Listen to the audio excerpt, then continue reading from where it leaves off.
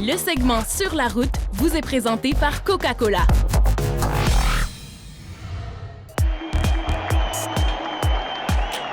Josée Bélanger, un nom que bien peu de gens connaissaient avant la dernière Coupe du monde féminine de soccer. Aujourd'hui, l'athlète originaire de Coaticook est reconnue d'un océan à l'autre pour sa persévérance et sa combativité.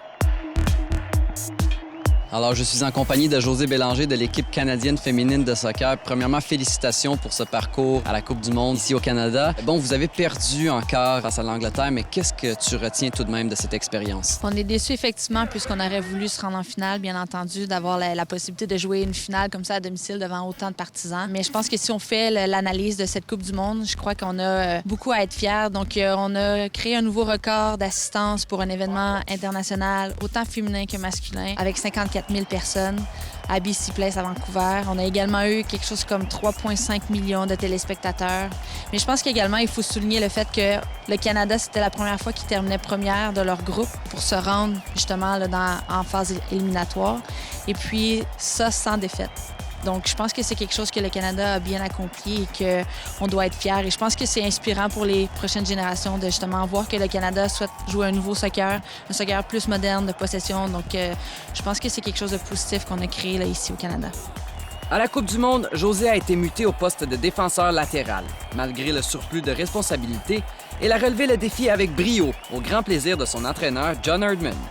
Bien entendu, je pense qu'il voulait bénéficier du fait que j'ai beaucoup de rapidité. Donc, c'est un atout là, face aux attaquantes les plus rapides au monde. Donc, je pense que la transition s'est faite relativement bien. Donc, j'avais cette expérience-là de défendre sur la ligne, étant donné que plus souvent qu'autrement, je joue en attaque latérale. C'était un petit peu plus stressant parce que j'étais vraiment la dernière ligne, là. Je n'avais pas place à l'erreur, si on peut dire ça comme ça.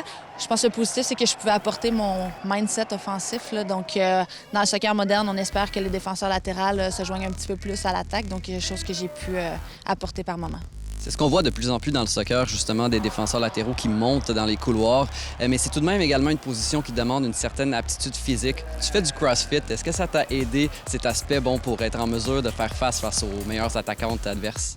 Je pense que oui, en fait, parce que, le CrossFit, c'est un entraînement fonctionnel. Donc, je pense que ça m'a permis de travailler différentes qualités physiques. Donc, mon explosion qui a un impact sur, justement, ma rapidité, mais également sur mon endurance, mais aussi sur le mental toughness, comme on dit. Donc, la capacité de travailler à travers l'effort. Donc, c'est quelque chose que j'ai pu bénéficier là, du CrossFit, bien entendu.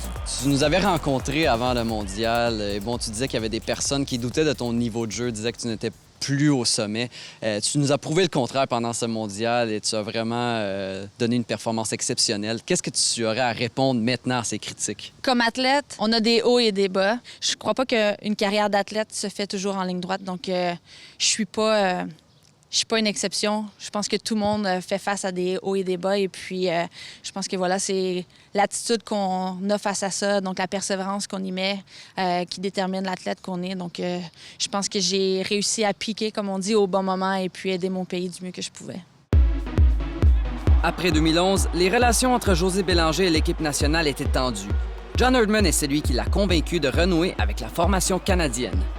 Je le remercierai jamais assez de m'avoir justement donné cette chance de pouvoir rejoindre l'équipe à nouveau. Donc, on connaît le passé sombre que j'ai eu là, avec le dernier staff en 2011 suite à la dernière Coupe du monde, le fait suite à ma blessure. Donc, le fait qu'il a persisté et qu'il a continué de m'appeler pour que je puisse rejoindre l'équipe pour justement cette Coupe du monde-là, je pense que c'est justement une opportunité que je devais saisir et je suis contente qu'il y ait eu la patience. J'ai eu la possibilité de revenir dans un nouvel environnement beaucoup plus structuré, beaucoup plus professionnel, où est-ce qu'on était une équipe beaucoup plus unie, avec beaucoup plus de plaisir à jouer. Donc, je pense que John a justement apporté à nouveau ce plaisir-là là, qu'on a de jouer au soccer. Je pense qu'il a vraiment changé pour le mieux le soccer féminin canadien.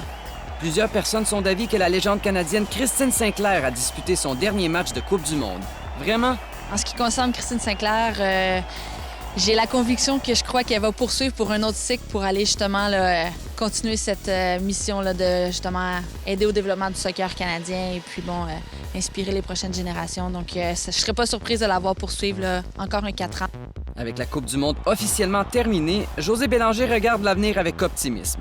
Plusieurs projets l'attendent dans les prochains mois, dont les qualifications pour les Jeux olympiques de Rio.